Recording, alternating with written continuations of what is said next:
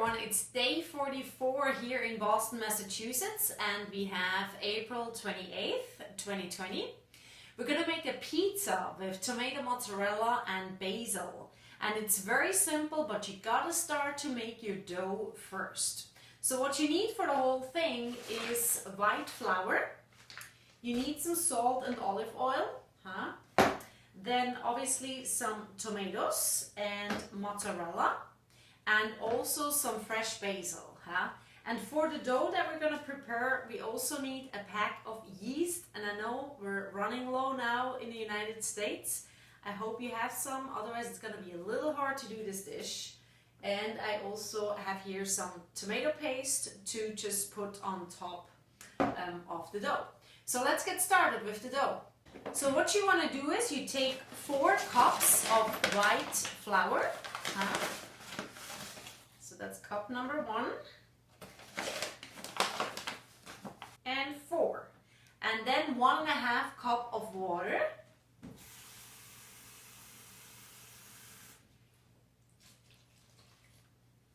then you take the yeast and put that in the cup, and you let run some hot water so that this gets liquidish.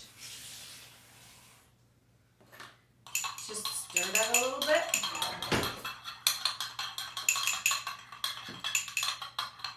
And then you put that in here too.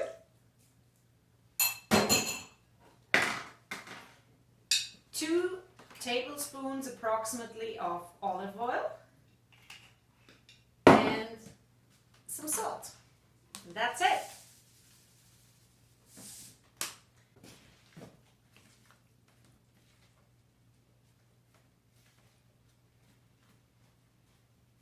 It's actually fairly simple. You just need to do that first, and keep in mind it needs about an hour to let it rise, because otherwise you won't have a nice crust for your pizza. So just take that into consideration when you make pizza homemade. All right, I think I've got to use my hands.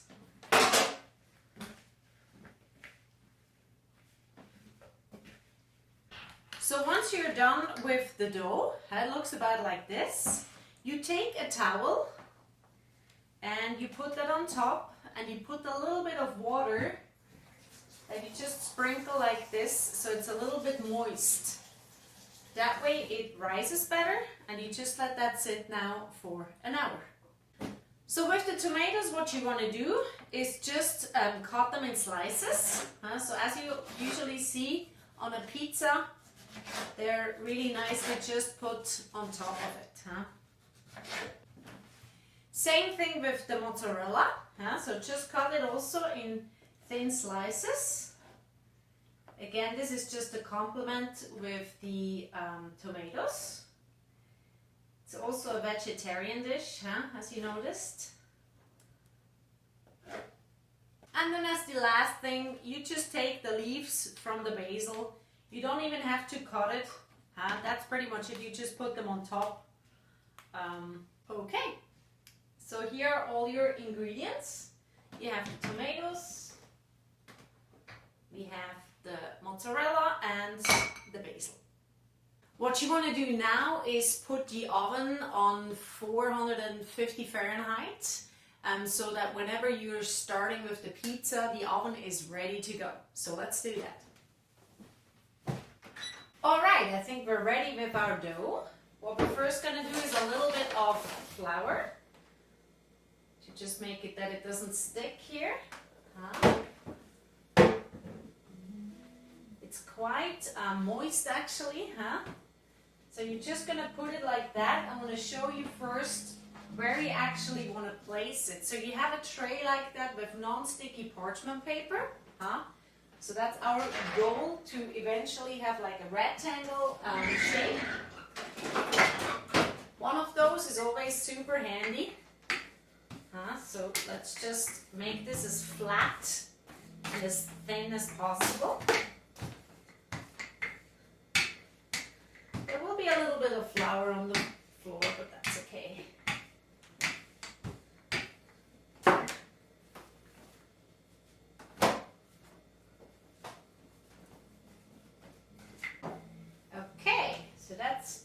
much it. And then we put it on the tray. So with what you want to start is the tomato paste. That's something you want to put on here first. That's very rich. It's not just tomato sauce that you would put with a pasta. Huh? It's very, very tomato-ish, very strong in taste, very fleshy. Huh? And pizza like that actually goes really, really well with red wine. A nice Pinot Noir.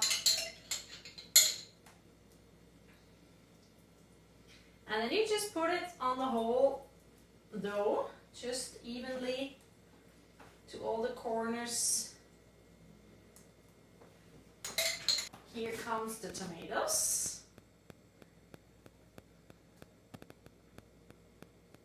We probably have actually some left. We can have a nice salad with balsamico and olive oil dressing, huh?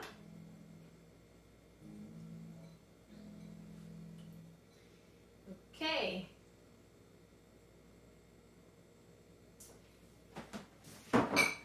And the mozzarella. You just place it randomly, huh?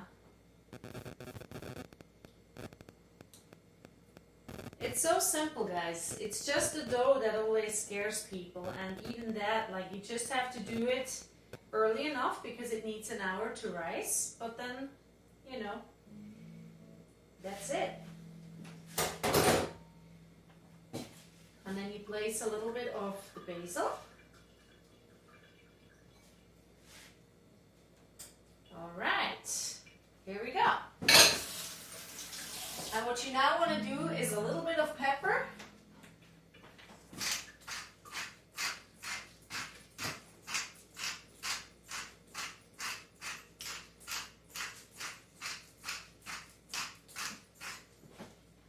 And in the oven it goes.